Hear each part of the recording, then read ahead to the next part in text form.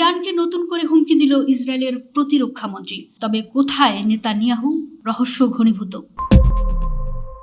মধ্যপ্রাচ্যের আকাশ এখন বারুদের গন্ধে ভারী। একদিকে ইরানের সর্বোচ্চ নেতা আয়াতুল্লাহ আলী খামেনির শাহাদাতকে কেন্দ্র করে ক্ষোভের দাবানল, অন্যদিকে ইসরায়েলি নেতৃত্বের অকাল দম্ভ। গত শনিবার তেহরানে যুক্তরাষ্ট্র ও ইসরায়েলের যৌথ হামলায় খামেনি নিহত হওয়ার পর ইরান তাদের নতুন নেতা হিসেবে মোস্তফা হোসাইনি খামেনিকে নির্বাচিত করেছে। এই পরিবর্তনের পরপরই ইসরায়েলি প্রতিরক্ষামন্ত্রী ইসরায়েল কাতজ বুধবার এক চরম উস্কানিমূলক হুমকি দিয়েছেন।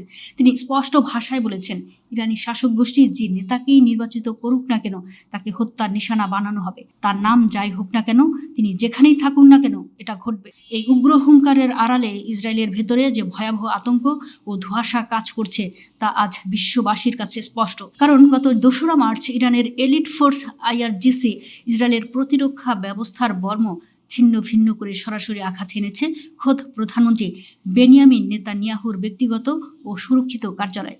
খাইবার শেকান ব্যালিস্টিক ক্ষেপণাস্ত্রের এই আঘাতে কেঁপে উঠেছে তেল আবিব।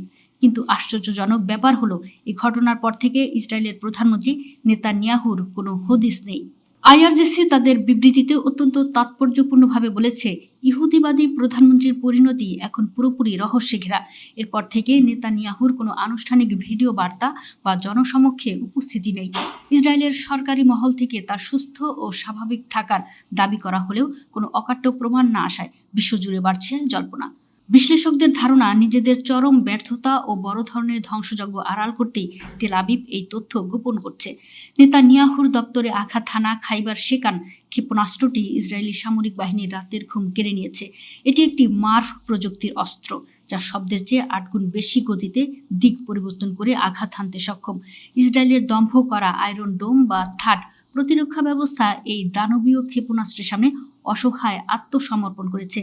2রা মার্চের সেই হামলায় তেল আবিব সহ ইসরায়েলের গুরুত্বপূর্ণ সামরিক ও কৌশলগত স্থাপনাগুলোতে যে ধ্বংসযজ্ঞ চলেছে তার প্রমাণ সাইরেনের আর্তনাদ আর সাধারণ ইসরায়েলিদের মরণ ভয়। একদিকে প্রধানমন্ত্রীর কার্যালয়ে সরাসরি হামলা, অন্যদিকে ইরানের নতুন নেতৃত্বের উপর ইসরায়েলি প্রতিরক্ষা মন্ত্রীর হত্যার হুমকি। এই পরিস্থিতি প্রমাণ করে যে দখলদার রাষ্ট্রটি এখন অস্তিত্বের সংকটে দিশেহারা। খামেনির শাহাদাতের বদলা নিতে ইরান যে প্রতিশোধের আগুন জ্বালিয়েছে তাতে এখন পুড়ছে ইসরায়েলের অহংকার। বিশ্লেষকরা মনে করছেন, প্রতিরক্ষামন্ত্রী কাতজ হয়তো নেতানিয়াহুর অনুপস্থিতিতে বা গুম হয়ে যাওয়ার ঘটনা থেকে জনগণের নজর সরাতে নতুন করে এই হত্যার হুমকি দিয়ে উগ্রপন্থা অবলম্বন করছেন।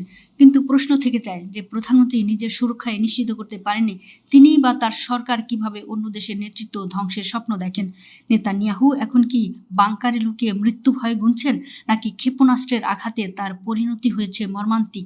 সেই উত্তর ইসরায়েলিদের গোপন ফাইল বা অন্ধকার বাংকারের আড়ালেই আটকে আছে। কিন্তু প্রশ্ন থেকে যায় যে প্রধানমন্ত্রী নিজের সুরক্ষায় নিশ্চিত করতে পারেননি, তিনি বা তার সরকার কিভাবে অন্য দেশের নেতৃত্ব ধ্বংসের স্বপ্ন দেখেন?